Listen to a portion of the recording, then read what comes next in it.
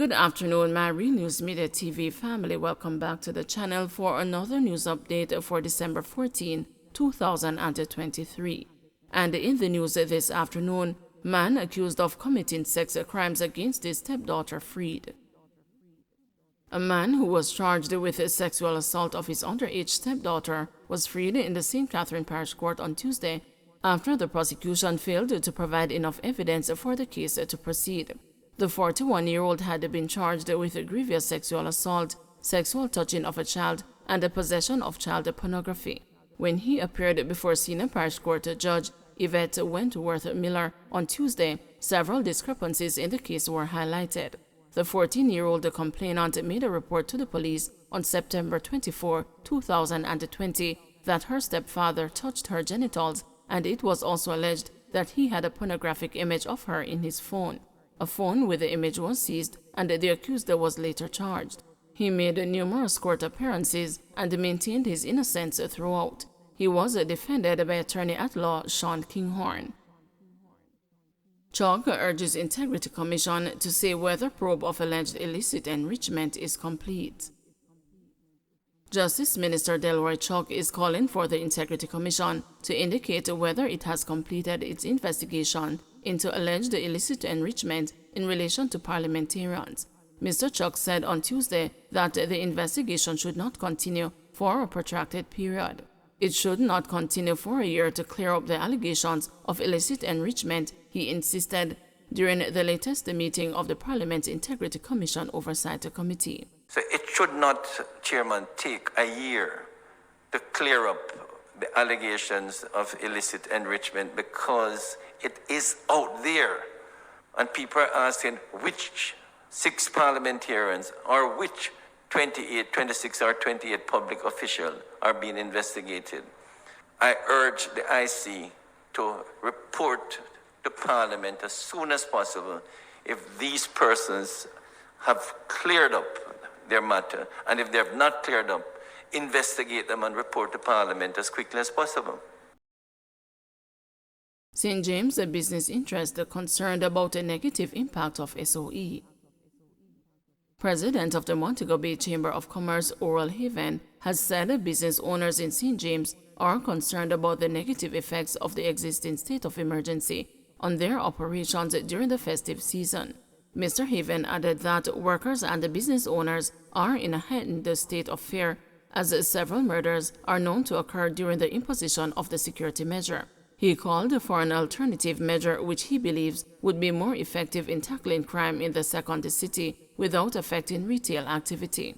The concern is surrounding the impact it might have on the season and the retail activity. But when we look at what is happening, the shootings being in downtown Montego Bay, then the other concern is what would happen if there was no state of emergency? What do we need in order to get rid of the criminals off the street and to have our businesses operating in a profitable and safe environment? The All Island Chambers of Commerce, we had a discussion and approach the Prime Minister as relates to the ESMA, the Enhanced Security Measures Act, which will create some stability as relates to creating a mechanism or framework in which law enforcement can really tackle crime. We want increased numbers, more personnel to be out there, especially during this time and after at the ending of this third state of public emergency. But we're also calling on the powers to ensure that we have the resources necessary to fight crime. The more policemen and women on the street, fit-for-purpose vehicle. We need to have our police having access to vehicle to cover us the terrains that they need to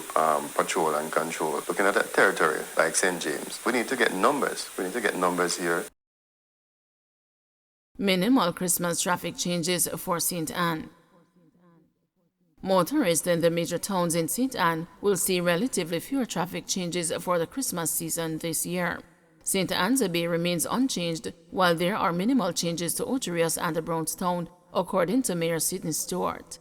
The changes will be in effect from December 18 to January 3. Only one significant change in Ocherius. We have turned Newland Street and DaCosta Drive into no vending areas. We're putting everything onto Market Street, Stewart told the news. Additionally, there will be no entry onto Main Street from James Avenue near the clock. Outside of that, we have not made any other change. Everything else remains the same. Over in Brownstown, Main Street will be a no parking area, with motorists being encouraged to use Addison Park for parking. We will be clamping vehicles that park on Main Street at Brownstown, so we're notifying the public. Addison Park is the parking area. St. Anne's Bay remains the same, the mayor said. Already, there is an increase in vending on the streets of Ocho Rios as the vendors try to cash in on the economic benefits of the season. Two 15-year-old Portmore girls are gone missing from one location. An Ananda alert has been activated for 15-year-old Quenice Mullins and 15-year-old LaQuisha Ball, both of Milton Road, Portsmouth, Portmore in St. Catherine, who have been missing since Monday, December 11. Quenice is of dark complexion, slim build, and about 177 centimeters or 5 feet 10 inches tall, while LaQuisha is of brown complexion, medium build, and about 144 centimeters or 4 feet 9 inches tall. Reports from the Waterford police are that about 11:45 a.m., both girls were last seen at home, with Quenice wearing a short lime green dress, a black and white slippers, and carrying a white cross-body bag. LaQuisha was wearing a multicolored crop top with short gray tights and a pair of peach slippers. They both have not been heard from since then. Anyone knowing the whereabouts of Quenice Mullins and LaQuisha Ball is being asked to contact the Waterford Police at 876-988-1763, the 119 police emergency number, or the nearest police station. Alleged court bomb prankster granted bail. Michael Glenford, the businessman who was charged with creating public mischief relative to a bomb threat that was directed at the St. Catherine Parish Court last month, was on Monday offered a $450,000 bail. Senior Parish Judge Lauren Cole Montague made the offer when Glenford appeared in the Kingston and the St. Andrew Parish Court. However, the accused, who is the operator of a wholesale and a liquor store in Spanish Town, St. Catherine, had some strict conditions attached to his bail. He is to surrender his travel documents and report to the police 3 days per week. A stop order has also been imposed at all ports of entry for him. The accused man's attorney at the time had argued that his client was at the Spanish Town-based courthouse for a civil matter relative to someone owing him money. Glenford, through his attorney, denied that he had any involvement in the bomb threat, as well as any other similar threats that were issued at several other institutions, the majority of which were schools, earlier that week. But prosecutors said the police linked a phone number that was used to make the threat at the court to Glenford.